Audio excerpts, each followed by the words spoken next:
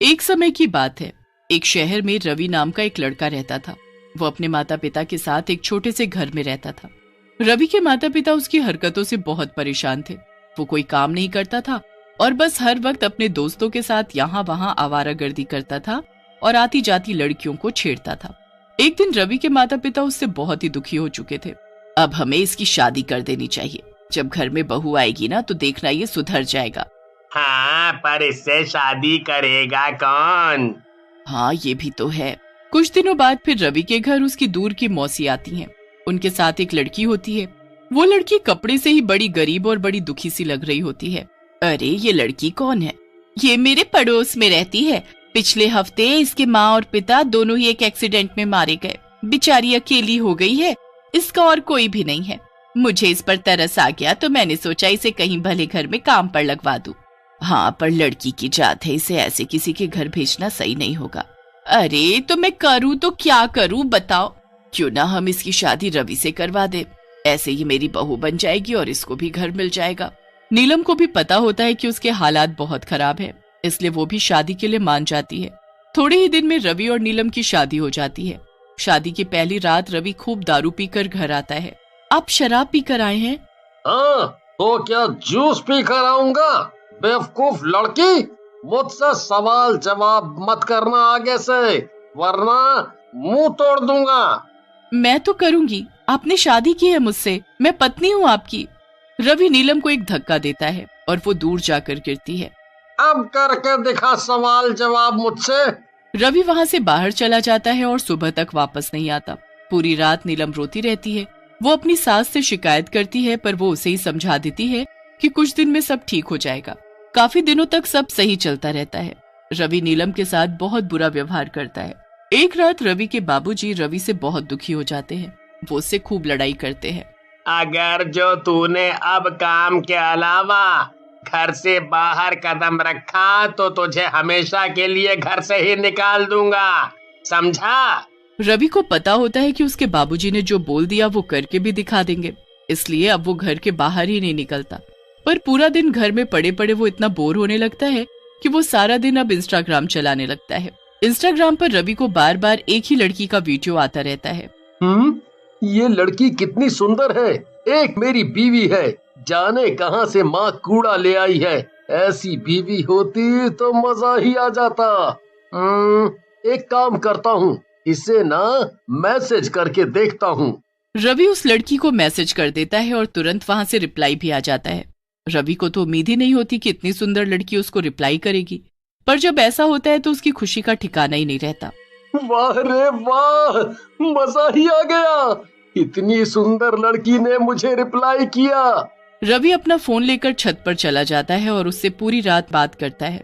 रवि जिस लड़की को इतनी सुंदर समझकर बात कर रहा होता है, उसे अंदाजा भी नहीं होता कि वो एक चुड़ैल है जो उसे इंस्टाग्राम के जरिए अपने काबू में कर रही है।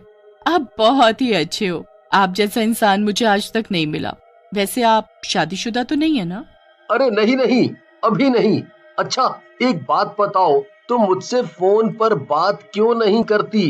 प्लीज मुझे अपना नंबर दो ना, और मैं तो तुमसे जल्द से जल्द मिलना भी चाहता हूँ। अरे अरे अरे, इतनी बेसब्री अच्छी नहीं है। कर लेंगे, फोन पर बात भी कर लेंगे और मिल भी लेंगे। अभी मैं थोड़ी परेशान हूँ, बस इसीलिए मैं अभी ना फोन पर बात कर सकती हूँ और ना ही मिल सकती हूँ। अरे मुझे बताओ ना, क्या हुआ? क्यों परेशान हो तुम? मैं सब ठीक कर दूंगा। नहीं, तुम कुछ नहीं कर पाओगे। अरे एक बार बताओ तो सही। दरअसल मुझे कोई जानलेवा बीमारी हो गई है। डॉक्टर के पास कोई इसका इलाज नहीं है। मैं एक वैद्य से मिली तो उन्होंने बड़ा ही अजीब तरीका बताया। अब ये कर पाना तो मेरे लिए नामुमकिन है, इसलिए शायद अब मैं बच भी ना पाऊं। ऐसे मत बोलो तुम, समझी? मैं सब करूंगा तुम्हारे लिए, चाहे मुझे कुछ भी करना पड़े। बताओ मुझे क्या करना है? तुम प्लीज मुझे गलत मत समझना। दरअसल उसने बोला है कि तुम्हें 2 सुहागिनों का खून लेकर अपने हाथ पैर पर लगाना है, इसी से मैं ठीक हो पाऊंगी। ये क्या अजीब चीज बोली है उसने? देखा, मैंने कहा था ना कि तुम नहीं। अरे मैंने ऐसा कब बोला कि मैं नहीं कर पाऊंगा? मैं करूंगा, जरूर करूंगा। तुम फिक्र मत करो। ठीक है, फिर इसी अमावस पर तुम मेरे लिए 2 सुहागिनों का खून तैयार रखना, मैं खुद आऊंगी उसे लेने। ठीक है, ठीक है, मैं तुम्हारा बेसब्री से इंतजार करूंगा। रवि बड़ा खुश हो जाता है। उसे लगता है कि बस अब उसका इंतजार खत्म होने वाला है। इंस्टाग्राम वाली लड़की उससे अमावस पर खुद मिलने आएगी। अब रवि बस 2 सुहागिनों का खून लेने के बारे में सोचने लगता है कि आखिर इस काम को कैसे अंजाम दिया जाए, कि तभी उसकी माँ और नीलम तैयार होकर कहीं जाने लगती हैं। अरे, कहाँ जा रहे हो तुम दोनों ऐसे तैयार होकर? अरे, पड़ोस में कोई पूजा है, वहां सारी सुहागिन औरतों को बुलाया गया है, बस वहीं जा रहे हैं, जल्दी आ जाएंगे। ओह, अच्छा। रवि उनके जाते ही सोच में पड़ जाता है। सुहागन औरतें? अरे, मेरी बीवी और मेरी माँ है तो 2 सुहागने। बस अब रवि इंस्टाग्राम वाली लड़की को मैसेज करता है। मैंने 2 सुहागन औरतों को ढूंढ लिया है, बस मैं अमावस को उनका खून ले आऊंगा। अरे वाह, ये तो तुमने आज साबित कर दिया कि तुम मुझे कितना प्यार करते हो। अब तो मैं तुमसे ही शादी करूंगी। बस अब मुझे अमावस की रात का तुमसे भी ज्यादा बेसब्री से इंतजार रहेगा। इंस्टाग्राम वाली चुड़ैल खुशी में जोर जोर से हंसने लगती है। दुनिया में एक से बढ़कर एक पागल लोग हैं। बस एक लड़की की सुंदर फोटो देखकर कुछ भी करने को तैयार हो जाते हैं। किसी को नहीं पता कि इस सुंदर फोटो के पीछे मैं हूं, एक चुड़ैल। अब अमावस की रात मैं 2 सुहागिनों के खून से नहाऊंगी और दुनिया की सबसे खूबसूरत लड़की बन जाऊंगी। एक दिन हमेशा की तरह इंस्टाग्राम वाली चुड़ैल से चैट कर रहा होता है। उसके बाद वो फोन ऐसे ही रखकर नहाने चला जाता है। तभी वहां नीलम आती है और उसका फोन उठाकर उसकी चैट पढ़ने लगती है। हे भगवान, ये सब क्या है? ये कैसी कैसी बातें कर रखी है इन्होंने इस लड़की से? और ये 2 सुहागिनों के खून का क्या चक्कर है जो ये उसे अमावस पर ले जाकर देने वाले हैं? नीलम तुरंत जाकर अपनी सास को सारी बात बताती है। उसकी सास ये सब सुनकर हैरान रह जाती है। अरे, कोई लड़की खून का क्या करेगी? माँ जी, मैं तो ये सोच रही हूँ कि कहीं ये हमारा खून तो उसको नहीं दे देंगे ले जाकर। हमें कुछ करना चाहिए माँ जी। हाँ बहू, वरना ये रवि तो कहीं हमें मार ही न डाले। अमावस की रात आती है और उन दोनों का शक सही होता है। रात को दोनों सोने का नाटक कर रही होती हैं। दोनों ने कंबल ओढ़ रखा होता है और वो उस रात घर की लाइट काट देती है। ये क्या हुआ? क्या आज ही ये लाइट जानी थी? ओहो, अब मुझे अंधेरे में ही इन दोनों का खून लेना पड़ेगा। रवि अंधेरे में चाकू लेकर नीलम के पास जाता है। वो कंबल में चाकू घुसा देता है। रवि एक कटोरी में उसका खून भर लेता है। उसके बाद वो अपनी माँ के साथ भी ऐसा ही करता है। रवि को अंधेरे में पता ही नहीं चलता कि ये सब नीलम की चाल है। उसने अपनी और माँ के पास एक लाल रंग की थैली रखी थी, जिसे अंधेरे में रवि खून समझकर एक कटोरे में भरकर उस चुड़ैल की बताई जगह पर ले गया।